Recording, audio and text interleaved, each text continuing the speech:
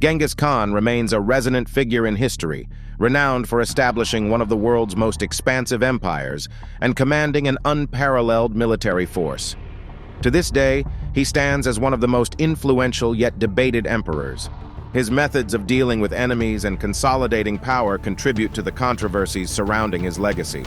We're here to list all the unspeakable things he did. Number 10. The falling of Nishapur. In 1221, amidst a wave of conquests, Genghis Khan and his relentless Mongol hordes set their sights on Nishapur, a flourishing gem in present-day northeast Iran. Nishapur was not merely another city on the Mongol map of domination. It had personal significance for Khan, owing to a treacherous act by its governor Inalchuk, who orchestrated the killing of Khan's cherished son-in-law. The betrayal was an unwise move for Nishapur. It unleashed upon them Khan's wrath, an anger so fiery and insatiable that its repercussions would echo through history. The Mongols, famed for their military might and often ruthless strategies, descended upon the city. As they met resistance from the defenders of Nishapur, it only fueled their determination to conquer, leading to an outburst of violence that was unparalleled even in Mongol annals. In a command that would seal Nishapur's fate, Khan decreed the execution of every living soul within the city's walls. His warriors, skilled and merciless, set about their grim task. Men, women, children, none were spared as death rained down on the once vibrant streets of Nishapur. The sheer scale of the massacre is almost incomprehensible, with estimates suggesting that up to 1.7 million lives were extinguished in a mere 24 hours. Yet Khan's vengeance knew no bounds. Not content with slaughtering the populace, even animals, often seen as innocent bystanders in the theater of war, faced the Mongols' blade.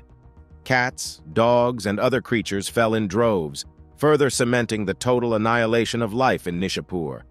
For days, the massacre persisted, turning Nishapur from a lively cultural nexus to an abyssal void filled with death.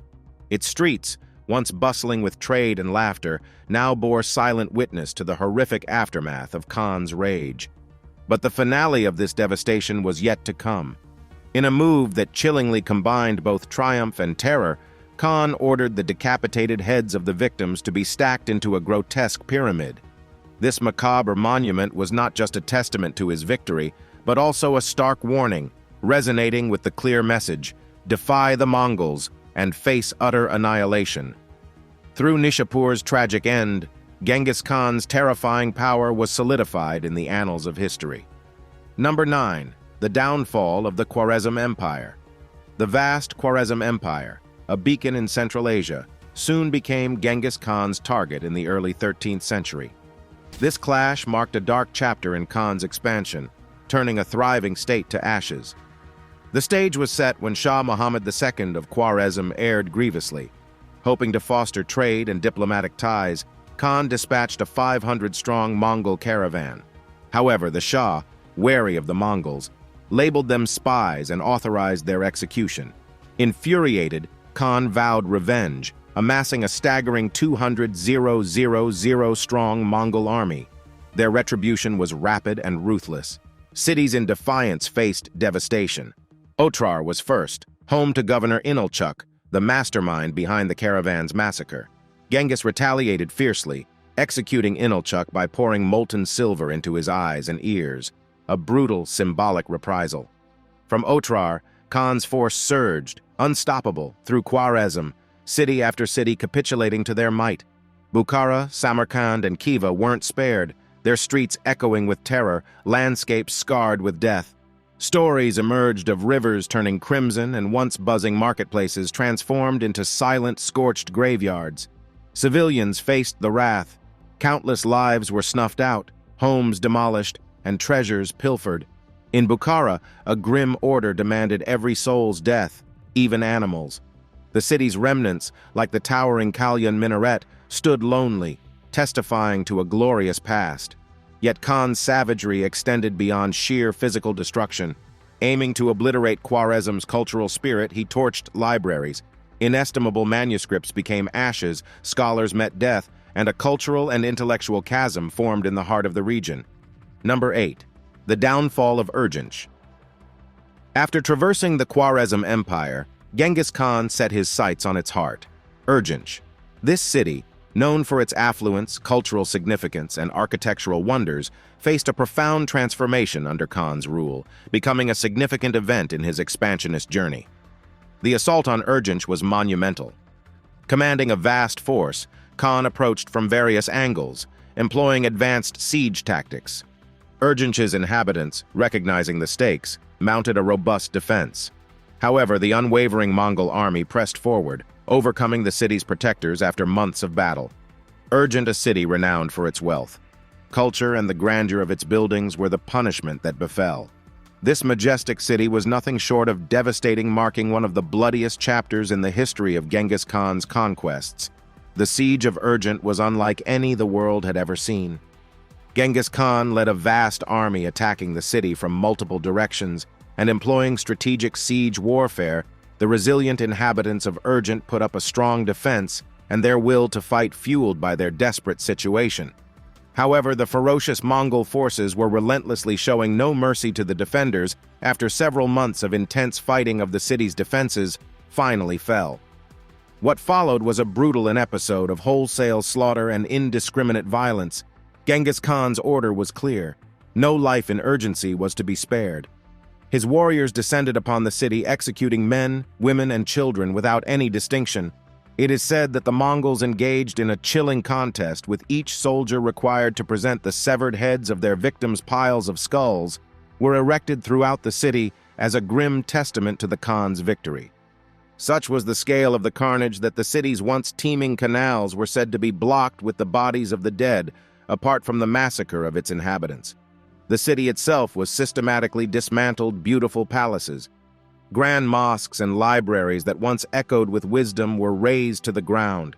Priceless works of art, sacred texts, and architectural marvels were all lost to the ruthless Mongol onslaught. The systematic destruction of the city was so severe that Urgent never regained its former glory, its cultural and economic influence fading away with the passing of time. Genghis Khan's armies also destroyed the intricate irrigation system surrounding the city. The once fertile lands were rendered barren. The life-giving canals were blocked and fields were salted to prevent any future cultivation. This not only resulted in a severe famine, but also in the long-term decline of the region's agricultural prosperity. Number 7. Jin dynasty almost wiped out. Genghis Khan's aggression towards the Jin dynasty was relentless. This legendary Mongol leader expanded his conquests beyond Central Asia, setting his sights on the east, especially China's Jin dynasty. The subsequent battles became infamous not just for their magnitude, but also for the unparalleled cruelty displayed by the Mongol chieftain. Initially, the Jin dynasty, ruling over northern China, dismissed the Mongols as mere savages, yet they soon faced Genghis Khan's unparalleled ferocity.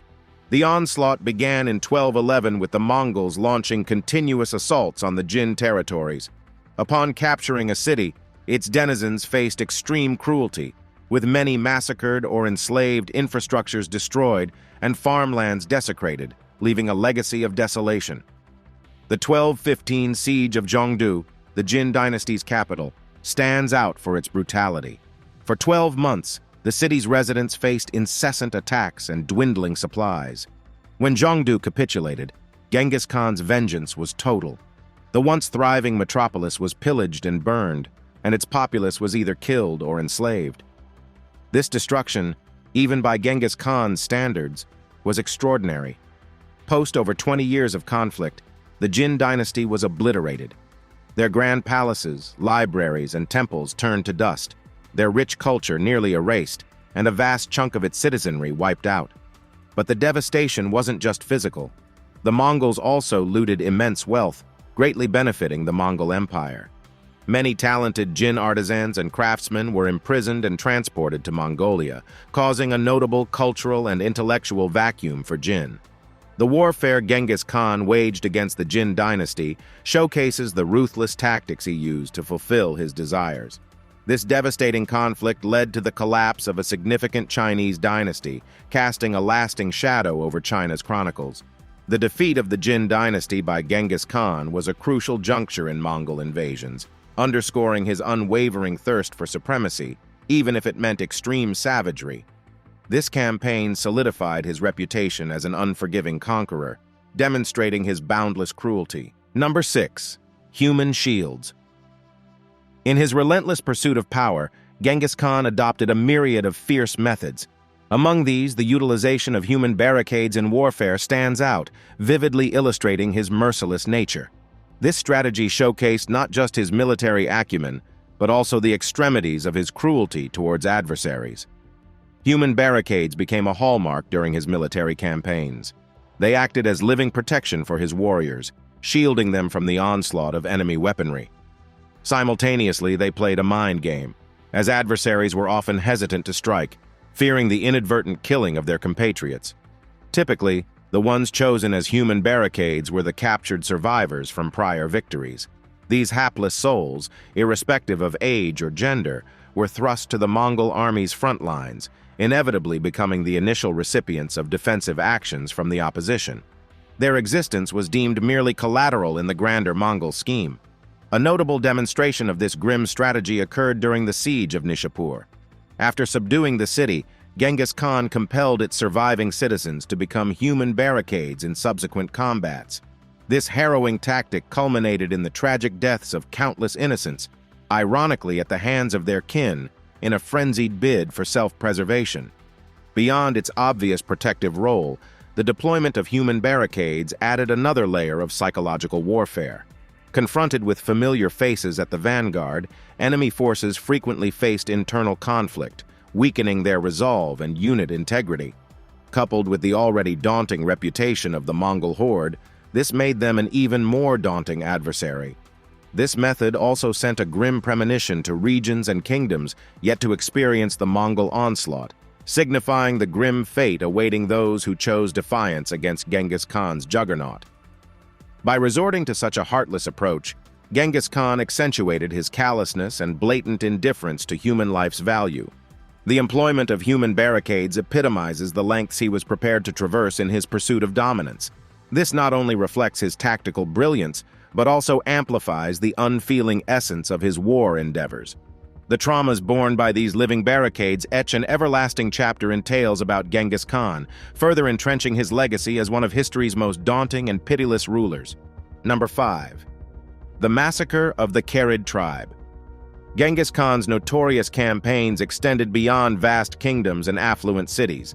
Even minor groups like the Kharid tribe couldn't escape his unforgiving aggression. Inhabiting the Mongolian steppes, the Kharid tribe's eradication under Genghis Khan's hand showcased one of his earliest exhibitions of unyielding severity. Historically, the Kharid and the Mongols were allies, jointly opposing the Tatar tribe. However, as Genghis Khan's influence swelled, Togrul, the Kharid chieftain, became apprehensive and chose opposition over alliance. This perceived treachery fueled Genghis Khan's fury, culminating in a ferocious confrontation in 1203. Under Genghis Khan's command, his Mongol contingent, renowned for their equestrian archery and rapid maneuverability, swiftly subdued the Kharid defenders. This wasn't merely a skirmish, it was an almost absolute liquidation of the Kharid tribe. The male population faced unrestrained slaughter. Survivors faced subsequent execution. Women and children weren't spared, becoming enslaved, and their existences diminished to mere chattel. Genghis Khan aimed for the tribe's total erasure from historical memory. Yet the violence wasn't solely physical. The Kharid's cultural essence was deliberately wiped out. Their rituals, practices, and tales either vanished or merged into the dominant Mongol ethos, a cultural obliteration signifying the termination of their distinct heritage. Decimating the Kharid tribe bore strategic implications as well. It broadcasted a forewarning to other Mongolian tribal factions about the grim outcomes of opposing Genghis Khan. Subduing this nomadic kinfolk greatly augmented Genghis Khan's stature, creating a pathway to the eventual amalgamation of the Mongol tribes. The grim tale of the Kharid tribe's decimation is a dark episode in Genghis Khan's chronicle. It underlines his unmerciful stance towards dissenters, regardless of prior affiliations. This episode serves as a stark testament to the extremes Genghis Khan embraced to fortify his dominion and broaden his realm. It underscores his unwavering severity and callousness towards human existence in his ceaseless quest for supremacy. Number 4. Biowarfare, the attack on Kaffa. One of the most haunting facets of Genghis Khan's warfare methods was his potential precursor to biological warfare, evident in the siege of Kaffa, a thriving Genoese trading hub located in Crimea. While this tactic manifested during the reign of Genghis Khan's descendants, it underscores the severe strategies he likely endorsed. By 1346, the Mongol forces surrounded Kaffa. Despite the city's stout defenses, it initially thwarted Mongol advancements. But as the encirclement persisted, an unexpected enemy emerged: the bubonic plague. This lethal ailment began decimating the Mongol forces, reducing their numbers drastically. Yet in a grim twist, the Mongols weaponized this adversity. Corpses infected by the plague were hurled over Kaffa's defenses via catapults, sowing death and terror into the city's core.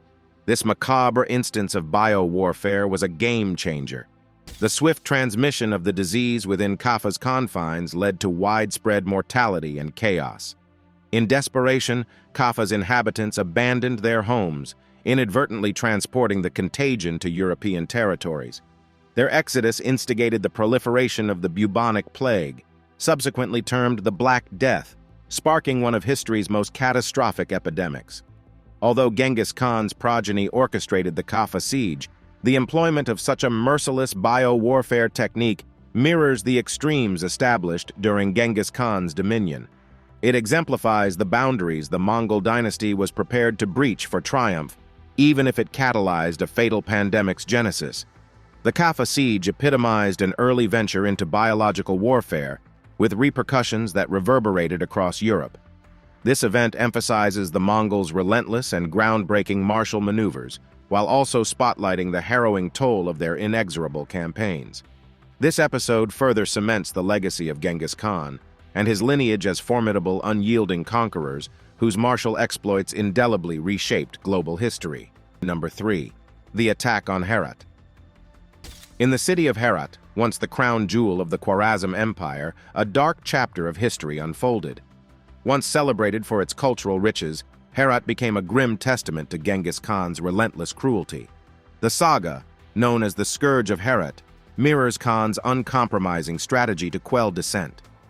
In 1221, as Khan's forces approached Herat, celebrated for its deep cultural roots, Shams al-Din-Kart, the city's governor, chose defiance over submission.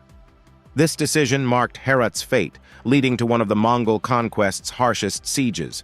For half a year, Herat resisted, bolstered by a hope for salvation. But when defenses faltered, Khan's reprisal was both swift and brutal. What followed was a slaughter, extreme even for Mongol norms. The streets were strewn with the bodies of men, women, and children. It's believed each Mongol was assigned a quota of civilians to kill, potentially raising the death count to hundreds of thousands. Reports from that time depict rivers tainted with blood. Yet the terror didn't stop at bloodshed. The city's architectural marvels, grand palaces, lively bazaars, and majestic mosques were engulfed in flames.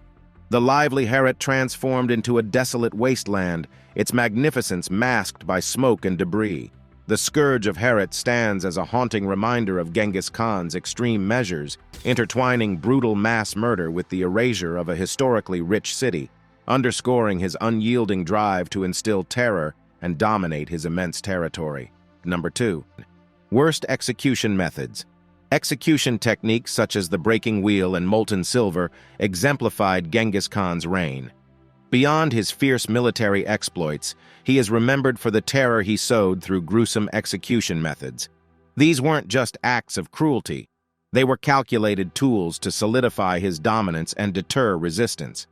The breaking wheel, or Catherine wheel, was a public execution device. Victims were fastened to a large wooden wheel, and their limbs were methodically broken using an iron bar or hammer. Subsequently, the wheel, with the agonized victim affixed, was raised onto a pole. The suffering individual would languish, often succumbing to shock or dehydration. This macabre display was a stark warning against opposing Khan's regime. Equally harrowing was the execution method involving molten silver poured into a victim's eyes and ears, a fate reserved for those who gravely angered Khan. The infamous case of this method's use was the punishment of Inalchuk, the governor of Otrar. Held responsible for killing Genghis Khan's traitors, his horrific end signaled Khan's relentless vengeance. Such severe execution techniques played dual roles. They instilled dread among potential rebels and exacted revenge on those who crossed Khan or threatened his empire. The breaking wheel and molten silver stand as grim symbols of Genghis Khan's propensity for violence. Their application highlights his extreme cruelty and readiness to employ barbaric measures to ensure obedience. They remain stark reminders of the pervasive dread that characterized his reign, emphasizing the darker facets of this legendary ruler. Number 1. Massive immigration and enslaved population. The chilling aftermath of Genghis Khan's invasions was often marked by extensive forced migrations and the bondage of the vanquished. These deliberate moves had twofold objectives. First, to dilute the strength of conquered territories, making revolt less likely, and second, to bolster the Mongol Empire with both labor and martial prowess. On an unprecedented scale, the Mongols practiced displacements. Entire communities, men, women, and children, were wrenched from familiar lands, journeying vast distances to unfamiliar territories. Their destinations were carefully chosen. Some were placed where their unique skills would fuel the empire's growth, while others where they would reinforce Mongol supremacy. Furthermore, countless of these migrants found themselves in chains of servitude. Their roles varied. Some served in households, others as soldiers, and skilled artisans were tapped to elevate the empire's affluence and splendor. Notably, young boys were commonly seized, indoctrinated, and molded into instruments of Mongol warfare. And the cruelty didn't halt with civilians. Captive enemy warriors were often thrust into servitude, laboring against their will or facing the front lines in subsequent battles. These practices did more than furnish the Mongols with resources. They stood as stark symbols of Mongol superiority, eroding the spirit of subjugated nations. The ripples of these actions were profound. Communities were fragmented and dispersed, resulting in significant cultural and demographic alterations. Such large-scale migrations and pervasive enslavement intensified the dread enveloping the Mongol invasions. The legacy left by Genghis Khan and his progeny goes beyond their military prowess. Their systematic relocations and enslavements underscore the sheer ruthlessness with which they pursued dominance. While furthering Mongol strategic and economic ambitions, these actions also broadcasted a stark message of their omnipotence, dark reminders of an empire that stopped at nothing in its quest for power.